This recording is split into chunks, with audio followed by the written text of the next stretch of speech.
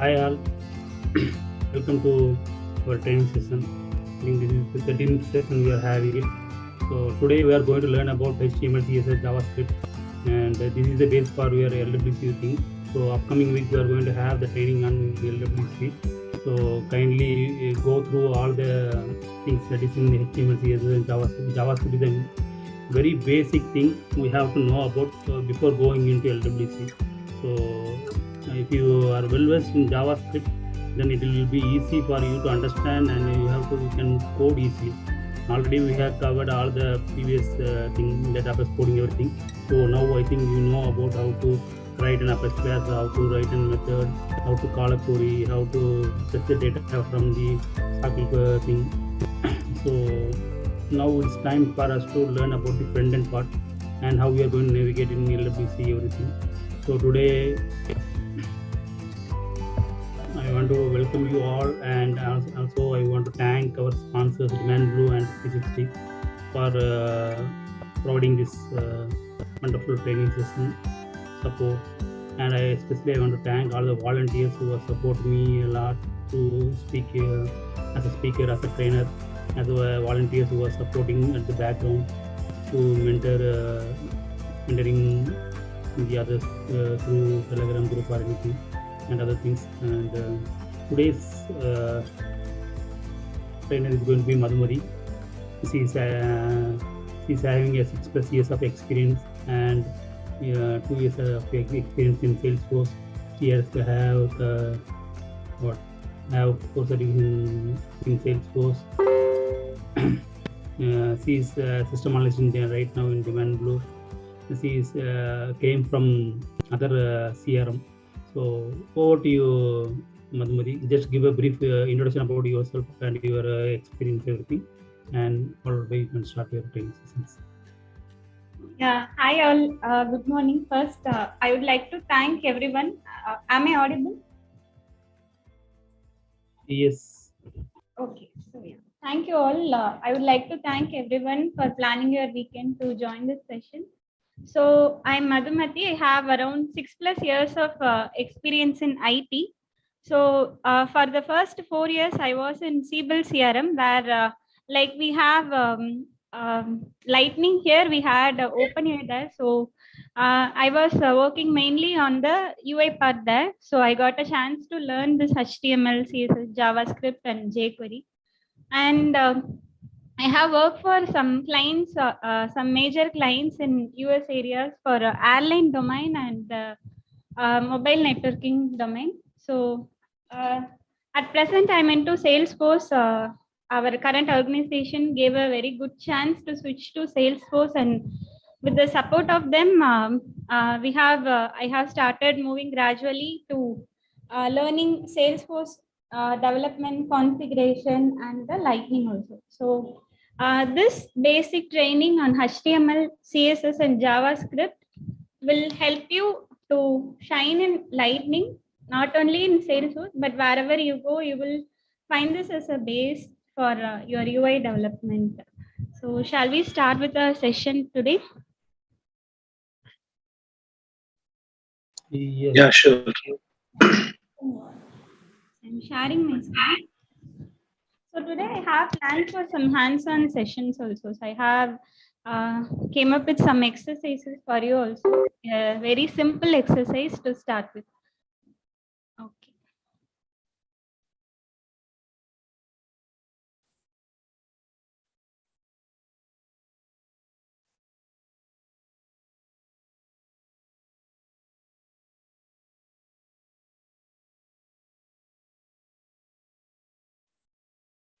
This session is almost about web technologies. So web technologies means it's kind of a client-side programming. So whenever a communication is involved, or when you open a website, there will be. So I'll be starting from the base, like why do we need web technologies and where it will be used and how the client and server communicates. So whenever you make whenever you open a website or something, a mobile app, there is a concept of client server model. So I have taken a picture. So it could be any your laptop or your desktop or even your mobile. So whether you are accessing your website or mobile application, you will be connecting to the server through internet. So these are kind of thin clients. They perform very minimal actions, and all the data and the service, right, they reside in the business logic reside in the server. For example, if you open a net banking application, right, so in the UI you will be entering the login ID and password. So we shouldn't check. Okay, for login ID, right, there should be some format. Let's say if you are logging into HDFC net banking, the user ID should be of, let's say it should be 8 digits in length. So let's say the user enters only the 5 numbers. So to check the length of the user ID, we shouldn't hit the server. We shouldn't make one call from client to server to validate the input format, whether it's 5 digits or 8 digits. So to check the validity, we shouldn't hit the server. Wherever possible, we should try to avoid the server hits. So all the simple logics should be handled at the client side. You shouldn't hit the server, so you shouldn't hit, so that the server will not become overloaded. Okay, so we came. So there is a concept of client-side programming where it tries to minimize the work of server. For example, validating the user inputs. So that is the one great example where it can be performed at the client side. And also the UI, framing the UI, right, the HTML tags, and also how the UI should look and how the format should look, everything should be done in client side only. So the UI rendering part also, we shouldn't give the load to server. It should be taken care by the client. And also there shouldn't be any kind of data security breach also. That should also be taken care. So all the client-side scripting, right, it will be visible in the browser. I will show you as a demo. So whatever code you write and whatever input you pass and use in the client-side scripting, it will be visible through the browser. So whatever things are confidential, it shouldn't be handled at client side, and it should be handled at server side. So you can post your queries in the meantime if you have something in the chat box. So we will have some time around 10 to 15 minutes before our break time to answer all your questions. So the main thing, clients should be lightweight, and it should help the server to become not overloaded. So some of the logic should reside in client side also. So if it is a client, it doesn't necessarily to be a computer. It can be a mobile device or tablet or laptop or something like this. So usually the server has high processing power because it will process the request from multiple clients, right? So it should have high processing power and high data storage. So this is the overall model of the client server model. So through internet we connect, or in some situations the client and server connect through intranet also, like your college network or so in your college network some of the applications runs in the intranet. So it could be either internet or intranet. Moving on to the next slide.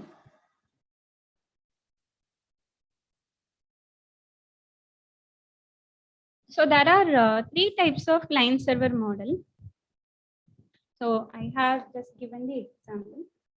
So clients are service requesters. They do minimal things they do only minimal things, and server are the providers for data or a service. All your data and service reside in your servers only. So for example, your net banking portal only, let's say you are going to perform a transaction from one account to other account. So what is the function of client here? So the client will accept the input from the user. So it will render a UI where you will be entering the from account and the amount to be transferred and the to account. So 3 inputs it will accept, and and all the necessary validations, like whether the amount entered is greater than the balance. So that validation, it will be done here. And whether any one destination account is chosen. So whether at least one should be there, right? So those kind of client validations it will do. And when you click on transfer, it will hit the server. So the server will make API calls. So the data, you will not have any data at the client side. It will have only the cached data. So whatever data available in UI, based on that data, your basic validation will be done, like based on the balance available, whether the amount entered is greater or not. So it will have only very minimal data. And once you click on transfer, as we seen in the previous slide, it will communicate with the server, and the server will make some other API calls to the external system. So it will interact with many systems and databases to transfer amount from your system. So all the data, so and your business logic, the actual business logic of transferring your amount to other account, it will be handled by server. And then the server will give you the response, like the updated balance and the status of the transaction, saying that your transaction is completed successfully and your remaining balance is so and so. So again, there will be a response from the server. The response rendering, right? Whatever message we receive from the server, it will be displayed by the client. It will frame a new HTML with the updated balance and also the success or error message. So it will accept input. Client will accept input, pass it to server, and the server passes the process the transaction, actual transaction, and sends back the response. So that's how the client server model works. Chat between servers and clients. So the UI rendering and validations and all shouldn't be done by the server. So that's a good practice in any design you make. And also you should consider the data confidential. Confidential data shouldn't be visible or available in the client-side scripting. So there are three types of architecture here. So one is one-tier architecture. So this is also, here also UI is involved. So as I told, HTML, CSS, JS is kind of a front-end development. It's a UI development. In one-tier architecture also, that is UI application layer and database layer. But all the three layers reside in same machine. Let's say your laptop. So UI is also there in your laptop. The processing logic is also there in your laptop, and the actual data. For example, you can take your MS Excel application. So if you see the MS Excel application, the UI, whatever the rows and grids you see is a UI, right? The presentation layer also resides in your system, and the application layer. So let's say you could perform some calculations, right? Sum of columns and then sorting of it. So this is the actual logic, right? It is the actual logic or application logic, sorting, summation, and you're framing a pivot table difference. So all the business logic also resides in your package file, right? It is in your machine. And the actual data. So data means you save the Excel file in your D drive or some of your custom drive, right? So all the UI layer, processing logic, and your data reside in the same machine. So that is one-tier architecture. There is no internet connectivity needed or more than one PC required. So this is a one-tier architecture. But the problem is, as it is not connected to any network, if you have to use the same data or same logic in other machine, you have to do the replication of the entire work. You have to install the Excel in other system, and then you have to copy and load the your Excel file in other system. So it needs replication of work. But the thing is, all layers exist in your machine itself. So the other concept is two-tier architecture. So in two-tier architecture, there will be two layers. One is client tier and the other one is data tier. So in this, there is no separate layer for application logic. If you see the other thing, there was a separate layer for application logic, right? But here the client and your database will talk to them directly. There will be minimal or no application logic involved. So here also a connectivity is required. It will be two different missions or two different entities. So user interface will be on your client system. It could be your laptop or desktop or your mobile phone. And all the data is served on the server machine. As I told earlier, there will be only minimal or no application logic there. So when let's say if there is some application logic, it will be either present in this client computer or in the server which has data. So that there are two chances. Let's say it has minimal application logic and it resides in the client side. So the logic resides in the client side, right? Which means the client performs more actions. So now it becomes a fat client. It performs multiple actions and the server becomes thin now. Thin means it doesn't do much work when compared to client. So the client is fat with multiple business logic and the server is very thin with only data logic. Okay. So the other way, the application logic resides in the server side. So then the server will become fat, which means it will do more work when compared to client. So it is a fat server, thin client concept. So there are two subtypes again with two-tier architecture. So for example, you can consider a student survey form. So if you remember in our college or in your educational institution, there will be a student survey form conducted or collected at the end of every year. So that let's say that are desktop applications that resides in their intranet connectivity. So every machine need to have this desktop application for the student survey form. So let's say there are 20 students using 20 machines, and 20 machines will have this desktop applications, which means the client on its own installed. Okay, so 20 machines have this desktop application installed, and whenever they click on submit, they fill a form and submit. All the 20 students' data should be collected in a single database, right? The database will be the common database for the educational institution. So there will be only two tests. There is no much business logic. There will be only UI. The student will fill the survey form and click on submit. All the data will be directly saved in the the database of the organization. So that is the two-tier architecture. And the commonly used, whatever we see today, right? And it's a best practice also. It's a three-tier architecture. So all the three different logics, one is UI logic and the other one is business logic, and the database, the actual data processing logic, they will be separated into three different missions. So the client will simply hand only the UI and validation part. So it will not of business logic. The application server will do only the business logic.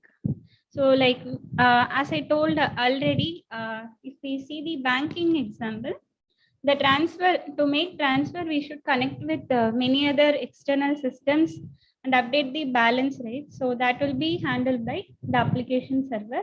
The actual data will reside in the SQL processing, right? Update, select statement and all. That will be handled by the database server. So here nothing of the three layers are overloaded. They will perform their own duty. So this is the most commonly used architecture in current days. So these HTML, CSS and JavaScript, right? They will be on this client tier. Okay, so these codes, all the three will be visible to the user, and in the browser we can see like how it is working.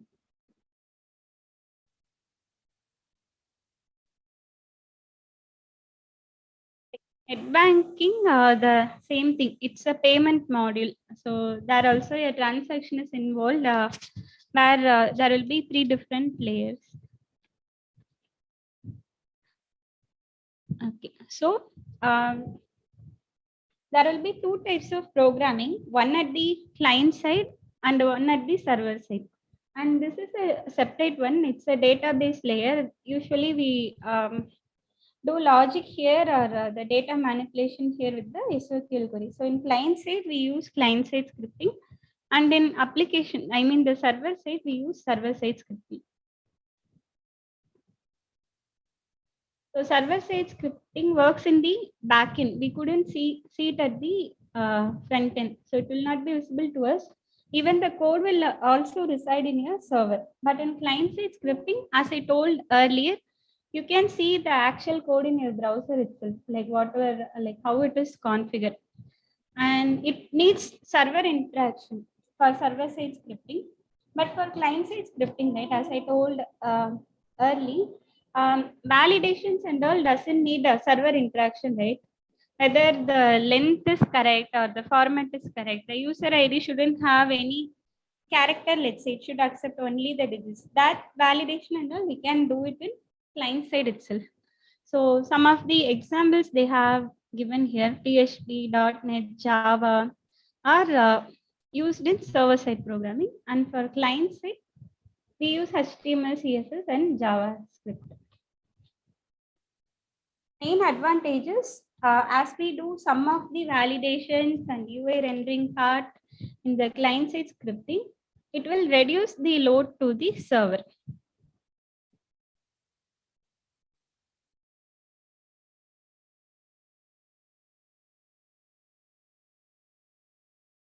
Start with HTML now.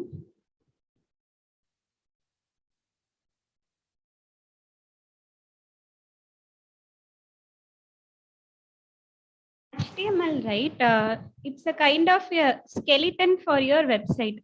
So all your website, right, it will be framed using HTML only. You just assume it as a skeleton. So 1 second.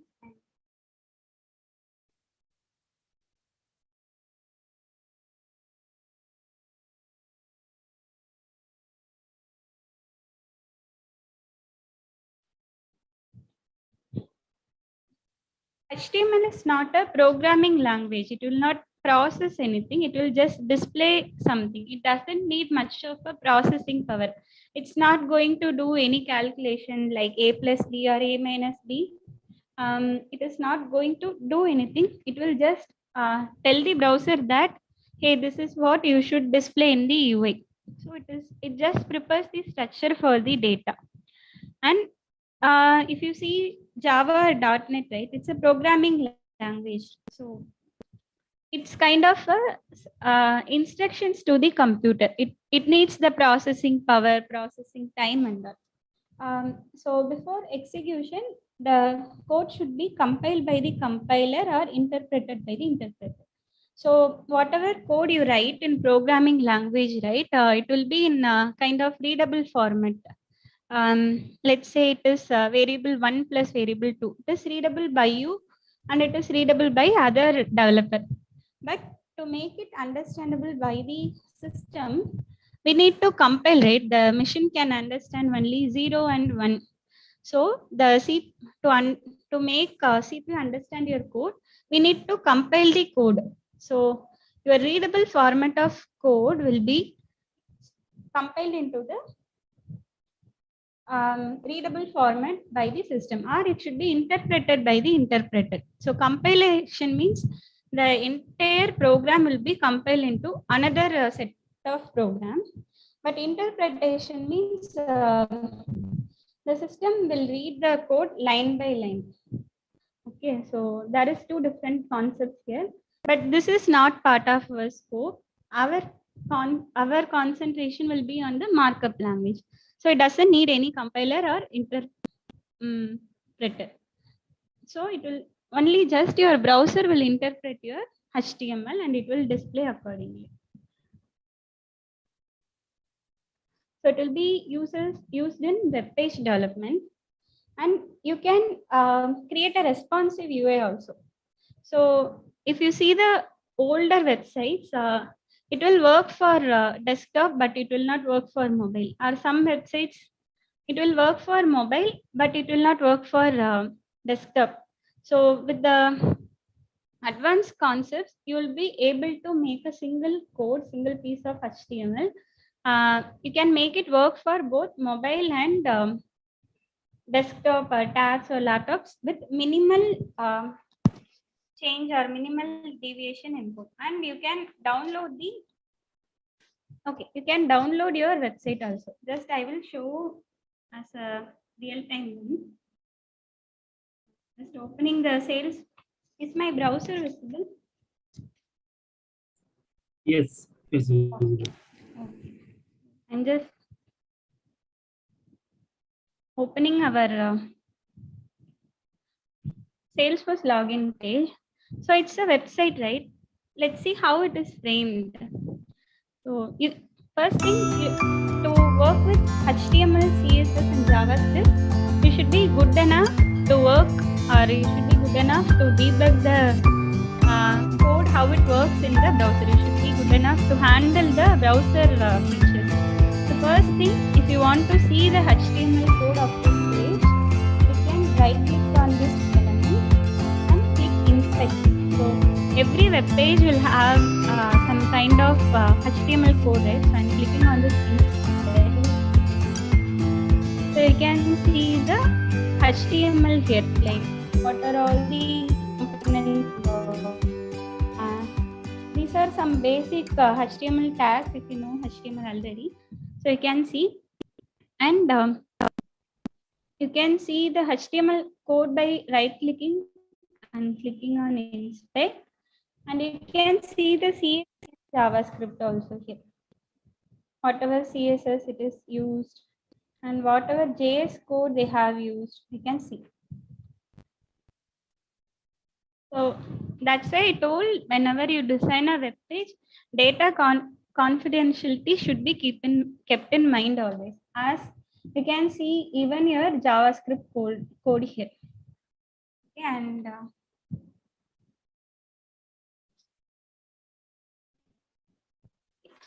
we'll get into this browser handling in more detail. Just I wanted to show all the HTML code can be visible from the UI also. This will be more helpful when you are debugging some issue, or you want to try some trial and error method here. You can make your changes here itself and you can try. Okay, so I will help you with that on our hands-on training.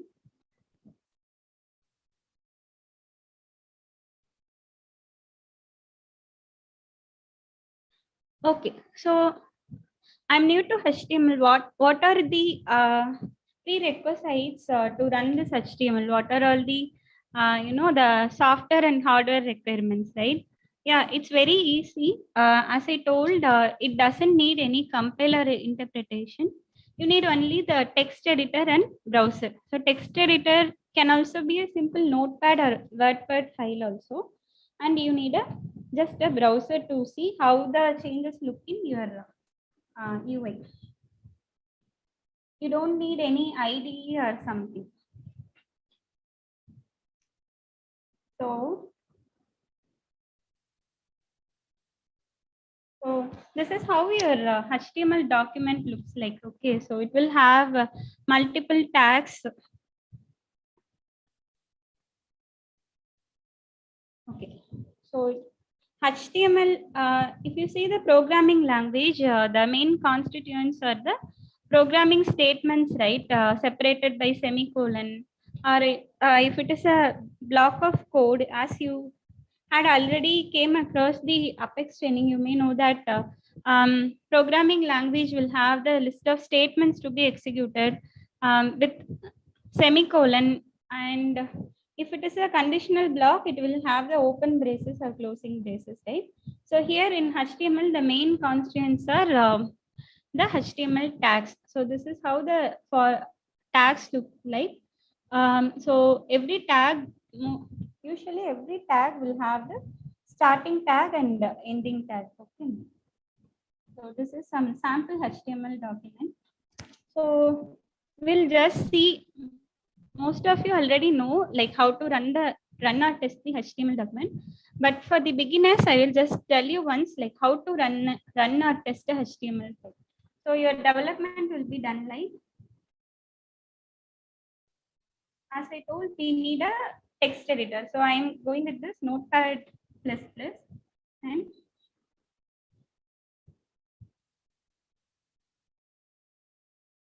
writing a HTML program. Okay. So the first thing, you need to frame a HTML program and then you have to save. The main thing is you have to save it as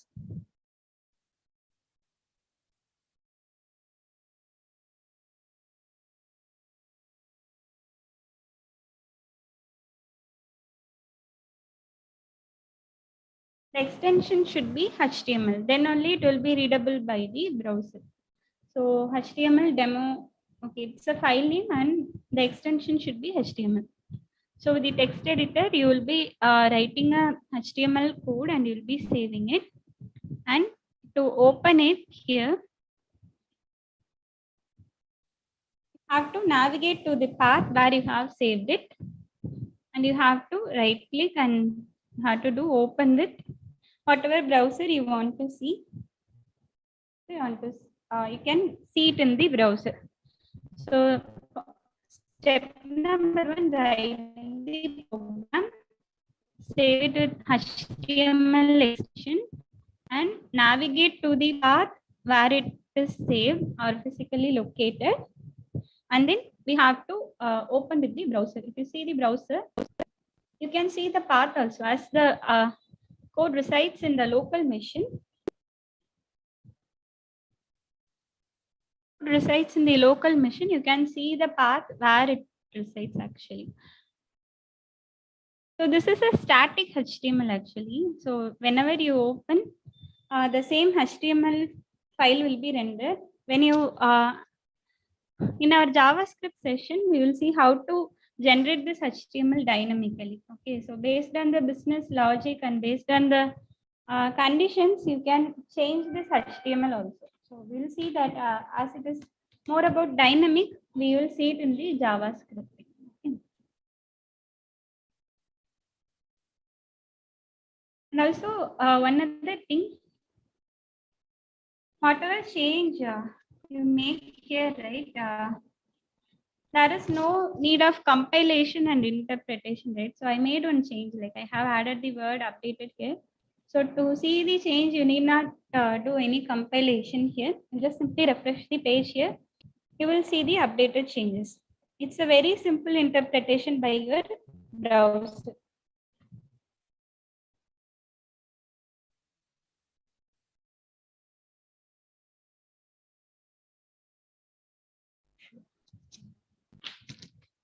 So some sample document.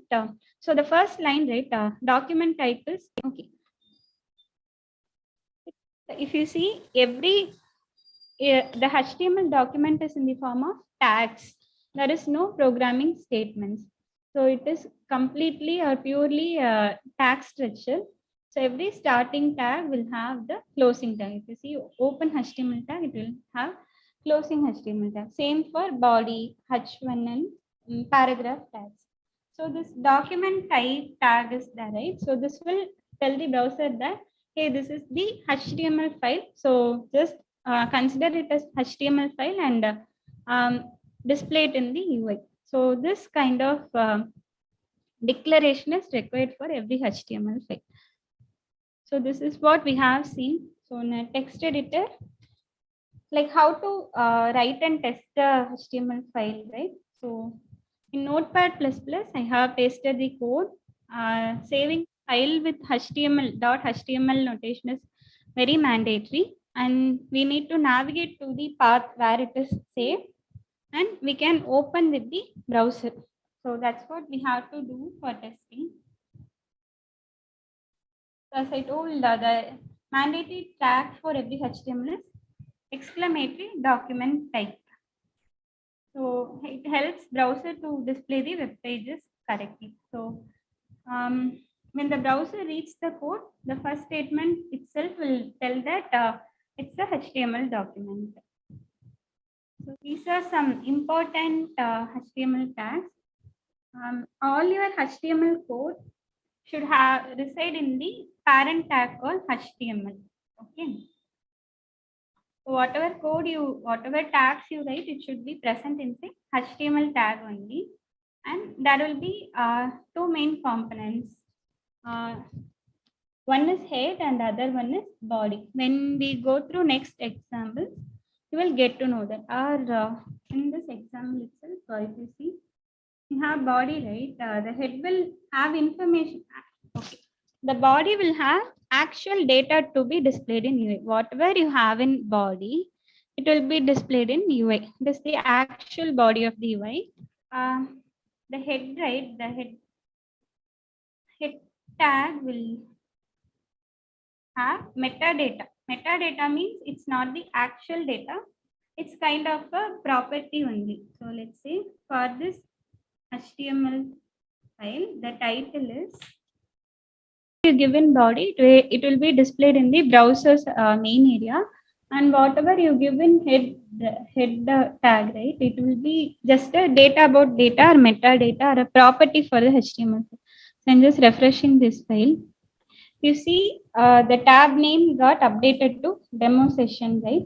So whatever information you want to pass about the HTML file, you have to give it in the head tag, and whatever information you want to display in the actual area of the browser, you have to give inside the body tag. Okay, and one more thing, the head will have just commenting code here. Your header will have reference to all external files. When you learn CSS and JS, you will come to know. So your header will be like metadata, and it will have reference to all the files. So whenever this HTML is loaded, what are the files to be loaded? So that we mention in the head tag only.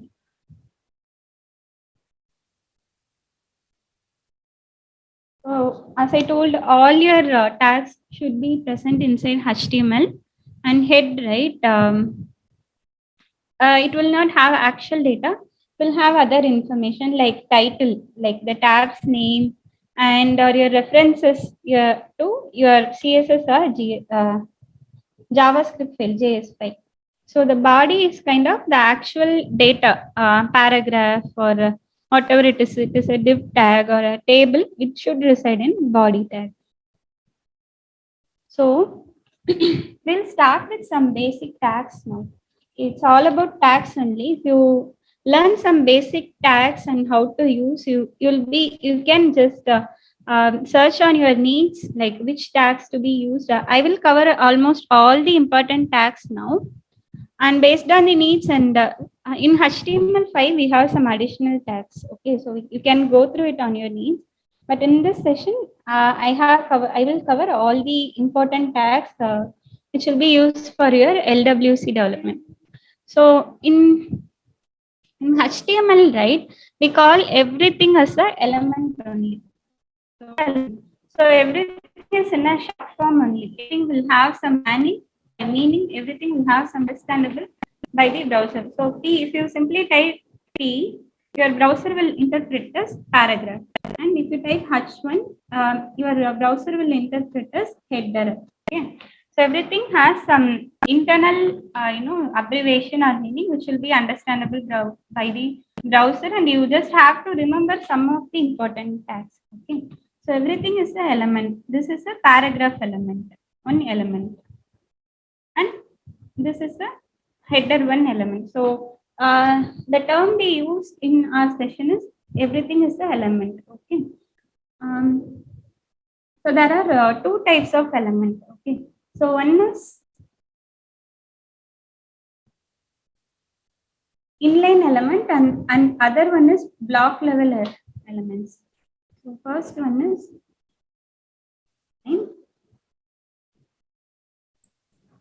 Madhuri, your voice is very low. Okay, is it audible now, Anandji? It's audible. If needed, I think there is some breaking is happening. So if you want, you can stop sharing your video also. so it will be convenient for you. Okay. Okay. Is it fine now? It's fine. Okay. Okay, thank you. Thanks, Ananji. So there are two types of elements. The elements are categorized into two categories. One is block elements, and other one is inline elements. Okay. So the basic difference is I will just show you one example. So the block elements, right? It will always starts in a new line. Inline means it is kind of internal. Okay. So whatever content is there already, it it is embedded inside the parent content. So for example, I can show you this paragraph tag, right? It's a block level element. So I'm just typing another paragraph here. When you design a very complex or a very big website, right? This inline and block level elements, it plays a major role. You have to choose wisely, right? Because some elements need to be present in the same line and some to be present at the next line, right? So you have to be very wisely choose the inline or block level elements based on your need. Okay, so I have added two paragraphs, right? As I told, it's a block level element. It will always start in a new line. I'm refreshing that page now. Yeah, I didn't give any break statement or new line statement kind of thing. It started in the next line only, right? So it's a block level element, and the inline element, the example is span tag. It will be embedded. I will show tag is also a block level element. Okay, so this div is a block level element and this span is a inline element. So let's see how they make a difference in our UI rendering. So when div is there, when span is there, we'll see. So every element should be closed with closing tag. Almost every element. There are some exceptional cases also. I will show that. So there are two divs, right? Div first. So it was in a separate line. The other div. So it took a new line. Okay. And the other span element, right? Whatever I have written, MS span, I don't need new line there. So this is an inline element. It doesn't need a new line. It will be displayed in the same line. Okay. So there is some example I have taken. So as of now, will not find any advantage or you may not know like why we need these two uh, different types of tags. But when you design a very complex website, there are some cases where you need the inline alignment of the elements. So they have two different categories. Like same thing what we have seen. Just this is a example taken from the web. So the paragraph tag, inside paragraph tag there is a span.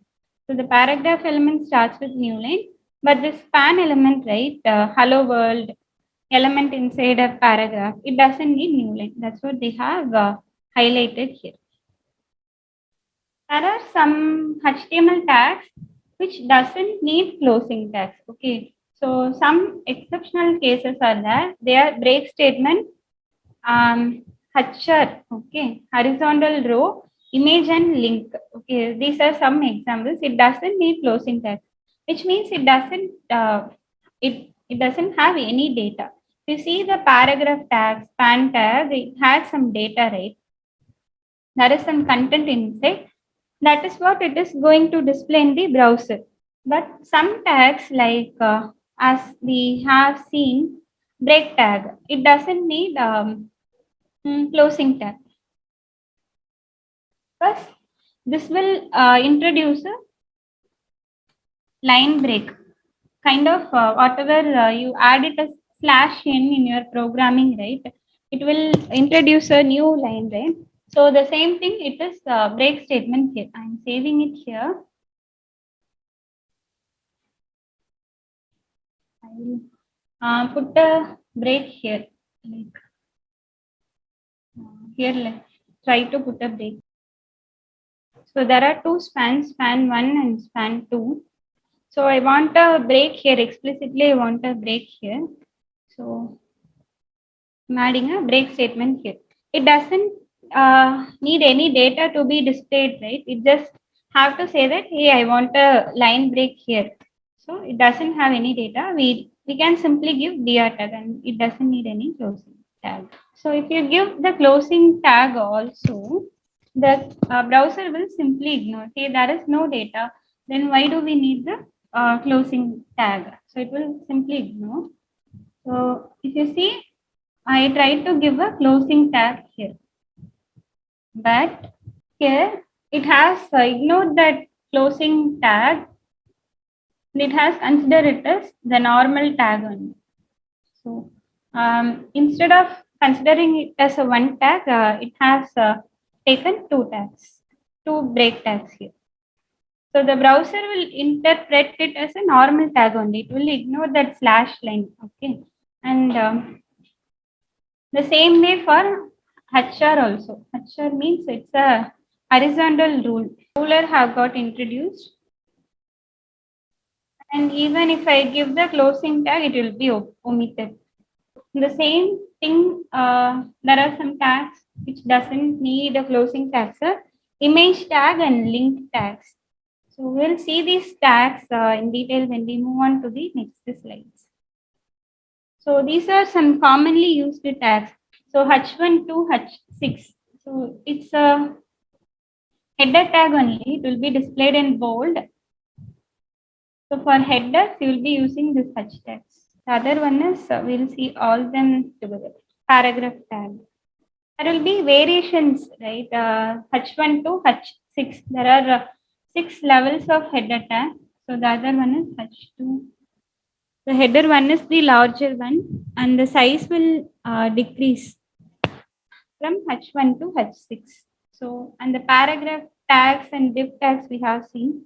So there is some special case about paragraph tag. For paragraph, the browser will add some margin at the top and bottom. If you see, there will be some space between the top and bottom.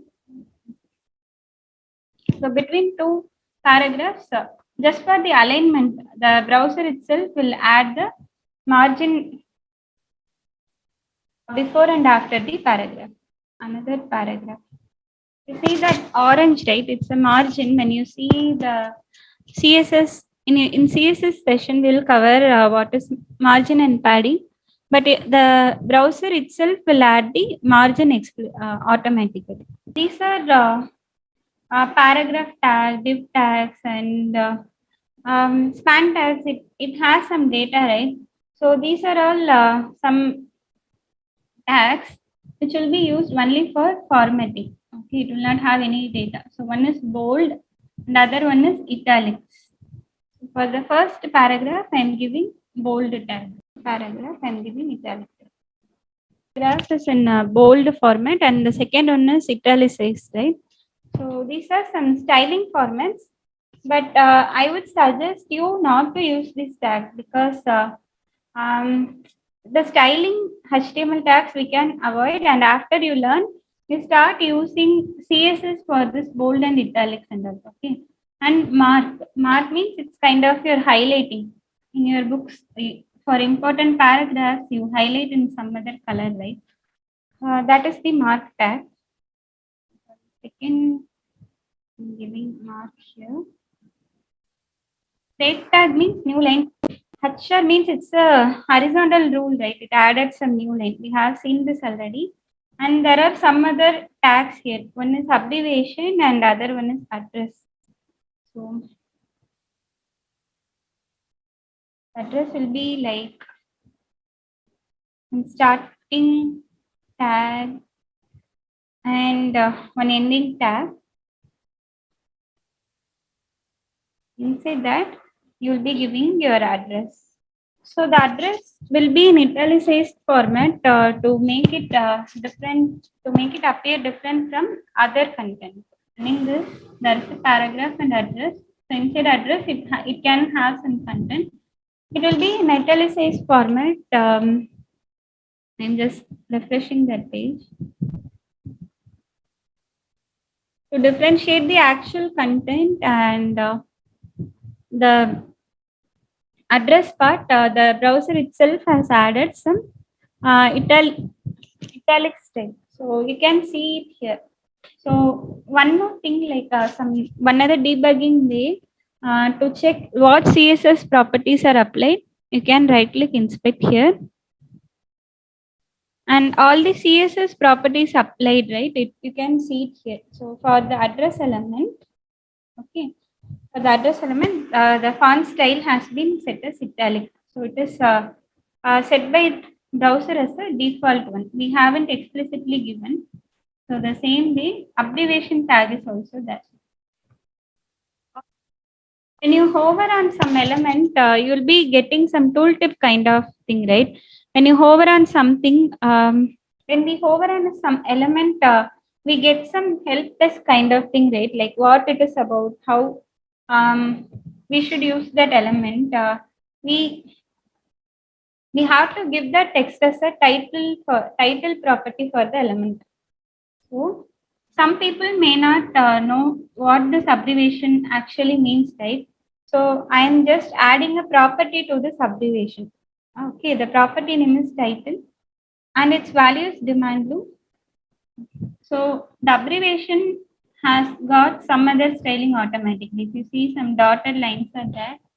And for those people who are not aware of the full form, I had given them the option to know the full term. So when I hover on that element, I will get the full term. So we usually use the title to get the hover text. Okay. Abbreviation we have seen. So shortest form with full form given in the title attribute. And the address tag, it will be italicized by default for the better visibility. And it's a bold tag, italic tag. This we know already. Mark tag means it will highlight. There are some basic tags you may know already, I believe. And next thing, the HTML forms. So in most of the websites, you will come across a scenario, you'll be submitting a form. So even if you enter your user ID or password, it's a form only.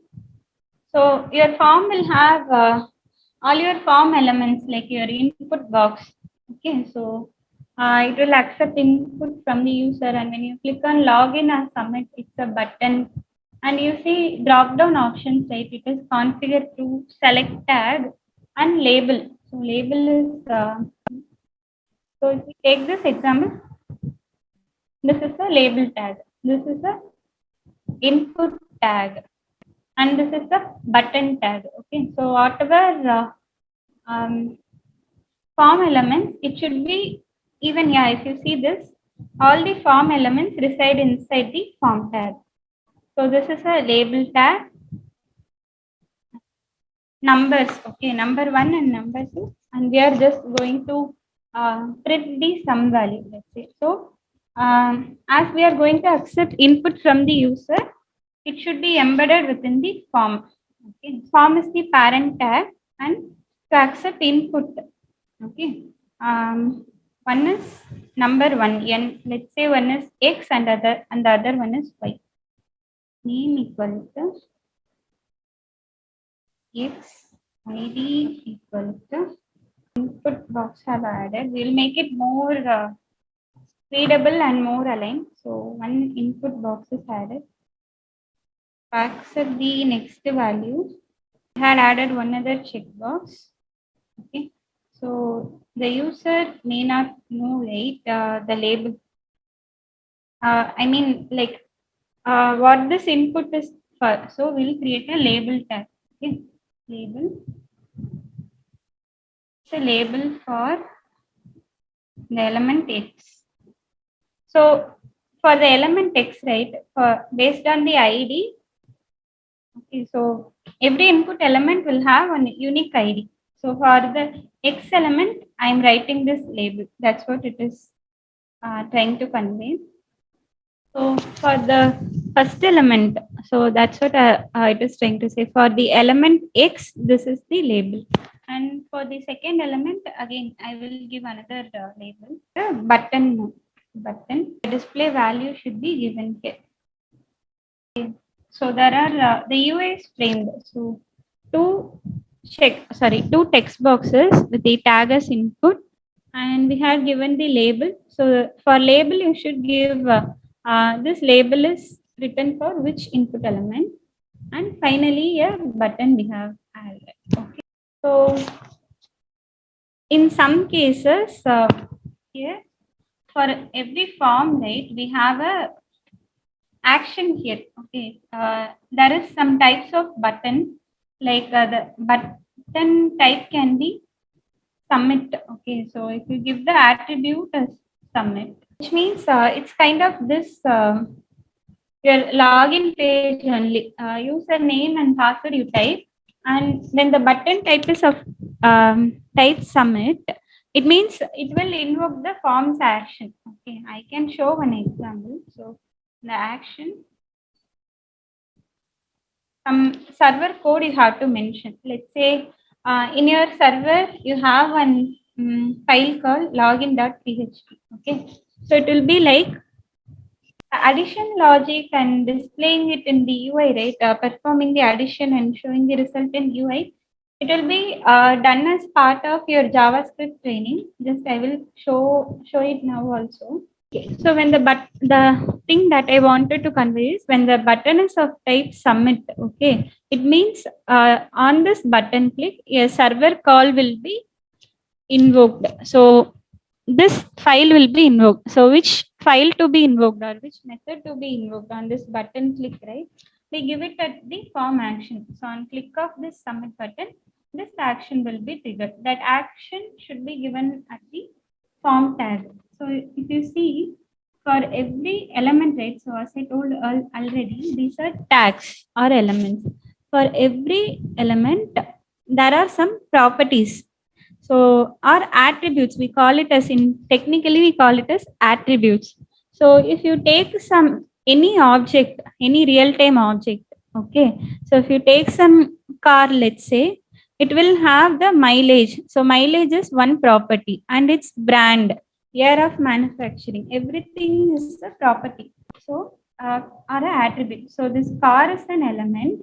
The attributes are okay. So mileage and year of manufacturing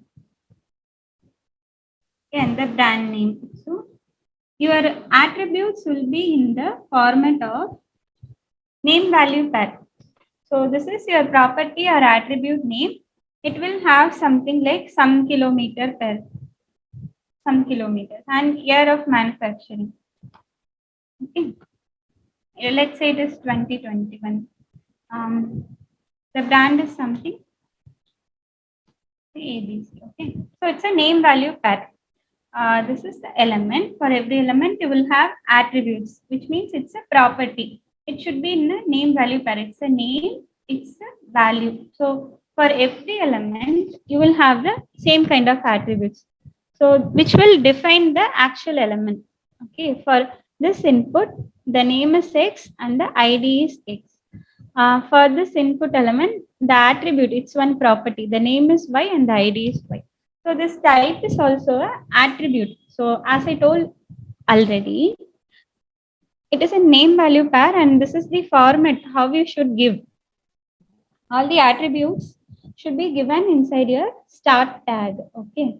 So in start tag, you have to give the attribute name equal to and its value. Okay. I will just take an online example now. I don't have any action code written for now. The main thing you have to know is when we click on submit and when it needed some server call, it should be written in action. Same example that we have tried, right? So for form, they had given some server code which is to be executed. So on click of this button, this page will be called. So there is two check boxes and labels and one button. So I'm just trying to move button here. So a server call was made. So there's this action page.php have got invoked and it has written with some inputs. Okay. So if I give some invalid file name here, okay, this is just for your understanding purpose. So when I click on the submit, this file has to be invoked. So as it was valid, it has processed the input and it has given some output, right? But now I'm just changing the file name to some invalid. Okay, it will not reside in the server. So when I click on the submit button, the expectation is it will try to invoke this file in server and it will fail. Okay, so this file is invalid, so it couldn't locate this file. So this is just a sample. But in your real time, when you click on, yeah, we will see that in tomorrow's JavaScript session. Okay, as it is only about UI today and not about any processing logic. I'm just taking the existing example. So it will be like when you click on the login button, some server page will be invoked, which will check whether the entered ID and password matches. It will validate against the database and it will take you to the home page or landing page of your website. Okay. So the main tags we have seen the input form tag, button tag, label tag we have seen, and the other some other elements of this forms are select an option, which means you can have the drop down, you can show the drop down value. The syntax would be like to have one tick list value, right? This is here. To show drop down, we are going to use select tag. So select id equal to select tag I have added, and for that select tag I have added label. Let's see how it displays. Okay, some drop down have got introduced, right? So this select will introduce a drop down option to add the options, right? The drop down values, whatever you call it as tick list values in your Salesforce, we call it as option here. So you have to use option. It will also have two starting and closing tag. I have added two option values here, option 1 and option 2, and these are the display values, like what it should display, the values to be displayed. But on selection, let's say you're going to use M, you should use the value as male in the background. So when the user clicks on this, select the male first option. Value to be saved in DB is male, not M. Okay.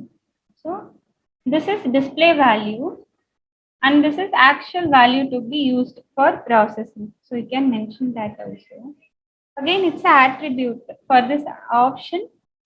The the property name is value. Okay. You will not see any difference in UI. Okay. But when the user clicks here, I wanted to show how the the selected value is being used by the processing logic. And the output form and the output tag is used. So the output tag will be used when you want to display the output here. So output tag will be like it will have the name. So let's say it is sum. And for addition, right? For addition, we will be saying some value rate, like whatever calculation we have to do, have to give here. So the values are, there are two values, two text boxes, one for accepting x value and the other for accepting y value. Now we will try to add those two. Okay, so all things should be in the inside the form tag only. So here we have to include one other property. So whenever we input some values here, the addition has to be done, right? So what we are going to do, whenever some value is inputted here, we have to write a form. This is one like what should happen on input event. So we have to write, we have to set the sum value, right? So we have to set sum dot value equal to, so set the value of this output. Okay, whenever some input is happening, we have to set the sum value. Okay, sum dot input equal to, these are all two values we have to use, right? So what we have to do is,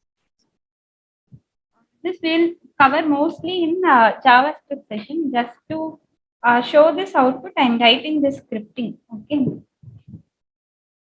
we have to take this elements value. Okay, makes elements value. Yes. Oh, we got not a number, right? So the thing is, whenever we input some values, let's say I'm entering 12 here. Okay, so what we have done here, so whenever we input some value, we have to set this elements value, sums value, to be the summation of two numbers. So the first element's value is 12. The second is not a number. Okay, it's a null value, right? So it's not able to add a blank and an integer. So it was showing not a number. So when I enter other value, it displayed the sum. So the output is to display some value. It will not accept any input from the user. So we have covered almost everything. This select alone, one thing is pending. I will show after the data. Like we have two different options, right? Display value and the actual value. I will show that. And these are list tags. Okay, so this will also be mainly used. So it is kind of you see bulleted format text in your Word or Excel, right? So this is kind of displaying the items in a list. So we have some main tags: list, order list, unordered list. We'll see this in detail now. So there are two types of list. Okay, one is ordered list, and another one is unordered list.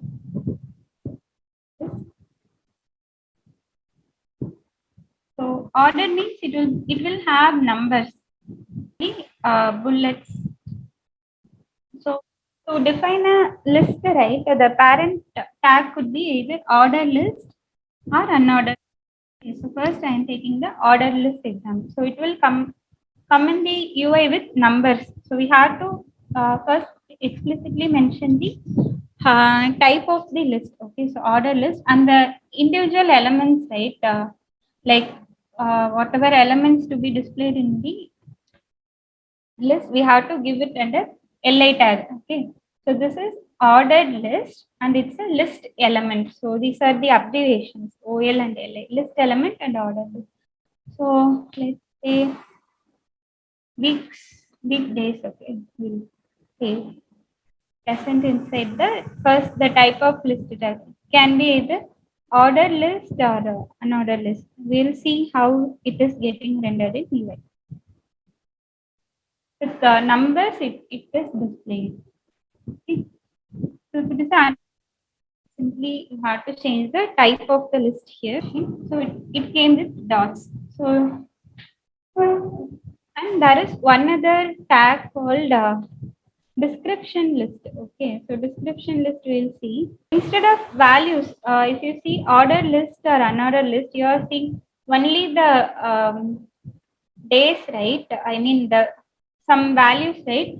So if you have to show some help text to the user, like some additional info about the user, we will go for the description list. So to have it, we mention the type of the list is description list. Okay, and instead of list element, you have to use there will be three main tags used. TL means description list. DT means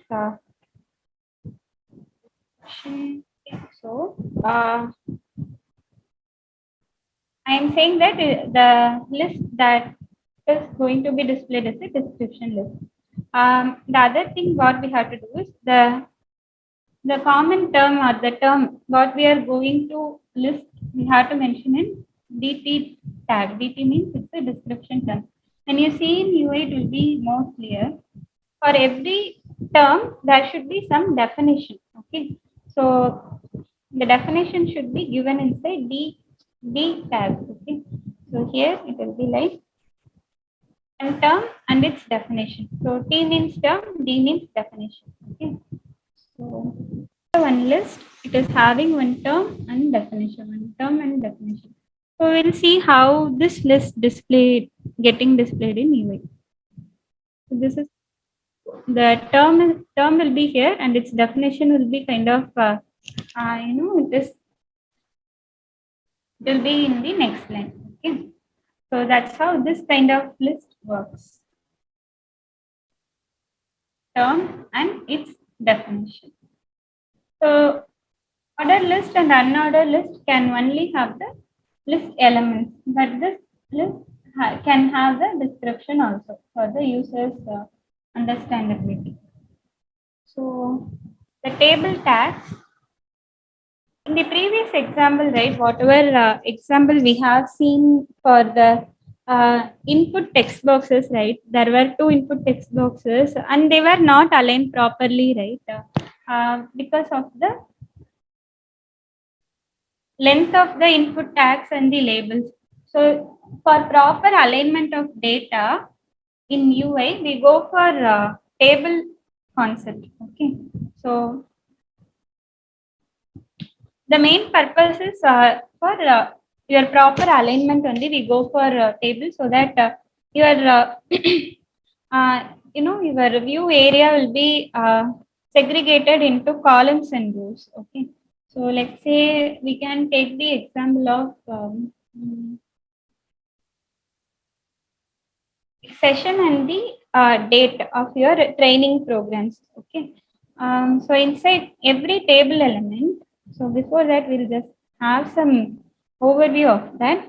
So table is the parent element. Whatever you content written inside a table, it should fall under table tag only. Okay, and to have table header.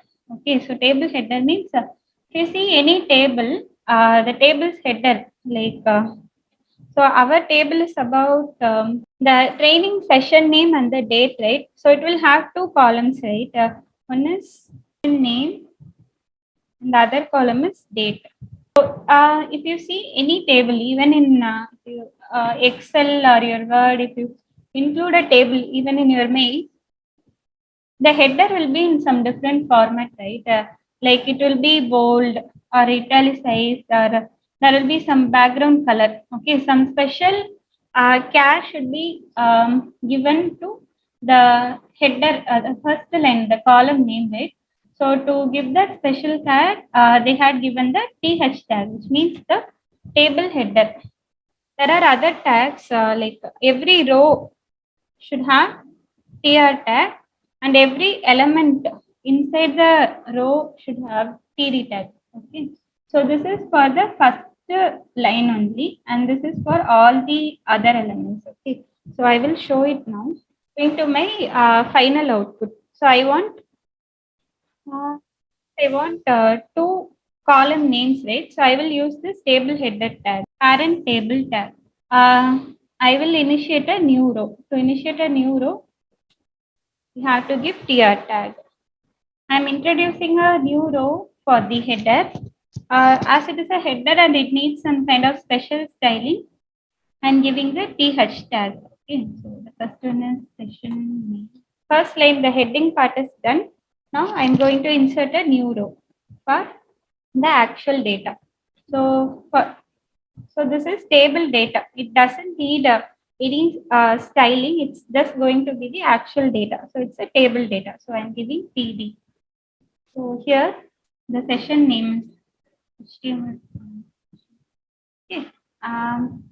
The next column. So I'm moving to the next cell. You can consider it as a cell in your Excel. Okay. So for the next cell value, the data I'm gonna give. So the next row. inserting a new row, and I'm filling the cell values here. Okay, TD. I'm saving this and I'm executing this. So like what we have seen here, we have got a table. We will inspect this now. You will get more clear idea on this. There is a table. So inside table, you see the whatever you give in TH, right, table header, it is bold now. So to differentiate it from data, the column headings are displayed as bold. So it is a row. If you highlight TR, it is showing one table row, and it is one cell for header, and it is another cell for header, and this is the next row. It is the next row. Okay, so this is cell data, table data, actual data. The table concept works, and the alignment also, it looks fine, right? It is aligned in the same column vertically and horizontally. It is properly aligned. So to add a border and all, it is a part of our CSS. Okay, so we'll see the styling of the tables. So the styling will add the borders to the framed table. We'll see it as part of our CSS section. And if you see the data, right, it resides in the table body. But actually, the header and body should be segregated into table header and table body. Just like our HTML, right? Every table will also have table head and table body. The heading is under table header and the body is under table body.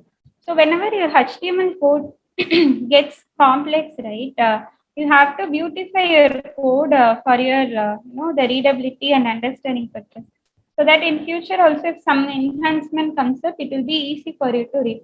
If you use some ID like Visual Studio Code, right, it will align your HTML automatically. Since I'm using a very lightweight text editor, everything comes in a single line. There are some online, if you are using for your personal work, you can use your online beautifiers. Okay, HTML beautifiers are available online. But if you are using for any of your customer, if you use online HTML, it could be a kind of violation because their HTML code you are sharing in the sharing over the web. So I will not recommend. If it is for personal use, you can use the online beauty like in a hierarchical format. That will be easy for you to understand. This is how your browser also displays you the HTML. If you see, your browser displays your HTML in a beautified format with proper alignment. So the T and here it's a child element, right? So it is kind of inside the parent element. So for personal use, you can use the online beautifier, or there could be some paid versions you have to buy for your clients if you are going to beautify for your clients. And there are sector also. You can use it if you are missing something. Okay, I am removing one closing tag. Okay, open body tag is there, but closing body tag is not there. I am also removing the closing table tag. Now, if I validate,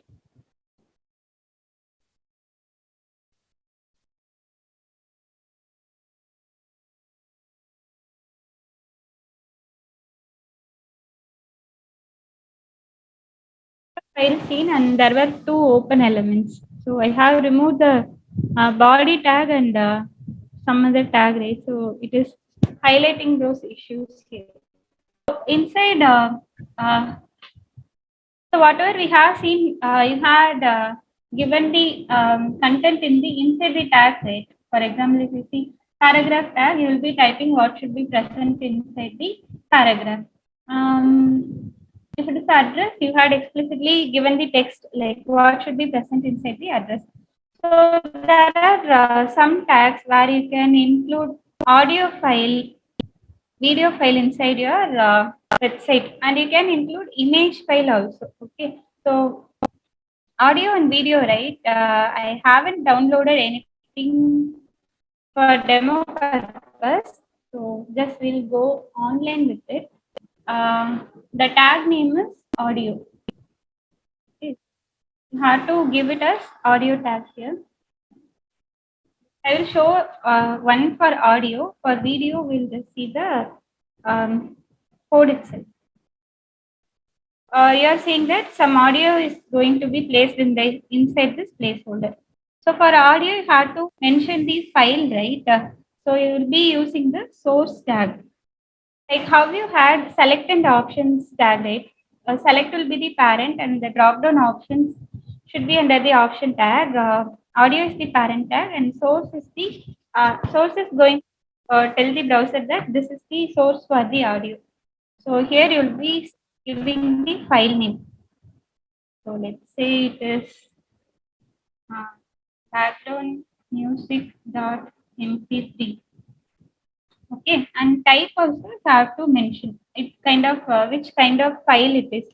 So there are some options available. For MP3, we have to give the file type as audio/mpeg.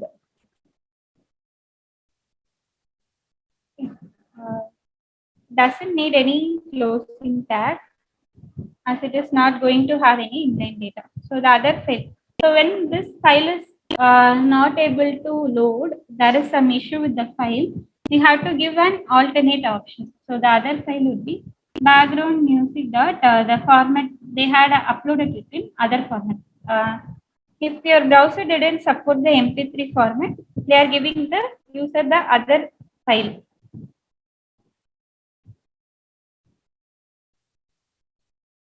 When both audios, when both sources couldn't load, you have to tell the user that there is some issue with your speaker or browser.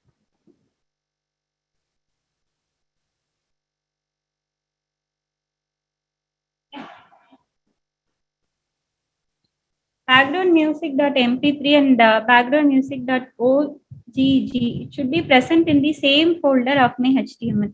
Then only it will work. As I haven't downloaded, I couldn't show it now. So as I'm not giving any path here, so as I'm giving only the file name, which means this HTML will look for this external file in the same folder. Next to this HTML file, this MP3 should be present. Okay. So when you are testing it locally, you download the MP3 file and place it in the same folder of the HTML. So this is how your output will look like.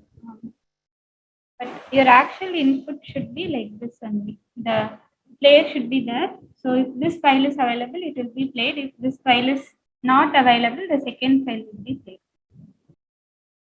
Same thing for video tag also. Instead of audio, you'll be giving video tag and you'll be giving the source tag and the type of file here. Okay, I will download the content for you. Okay, so for video, we'll be giving the source and the type. So the as it is a video, it needs some display. You can give the width and height properties for the video. So I have for the HTML training, I have something for exercise. So HTML attributes, right? I have explained already. We have seen that for one car, there could be some properties. Same way for element, we have properties, right? So it should be inside the start tag. For the anchor tag, which means it's a link tag. Okay. So for link tag, on click where it should take us, where it will take us to. So that we give it given the hyperlink reference attribute. So it's an attribute name and it's an attribute value. These are all the attributes we can give. So class ID, style, and all we can see in our CSS session. So our next session after the break is on CSS. So this HTML attributes will be used when we are going to work on CSS. So we'll see the slide as part of a CSS session after the break. So far, Anand, can we have the query session now, or can we Let have them it have later. break. After the break, you can have any queries. You can have the queries. And then you can Okay. Yeah, it's already fine. there sitting for 2 hours. Yeah, fine. Thanks all for your patience. We'll have the Q&A session after the break.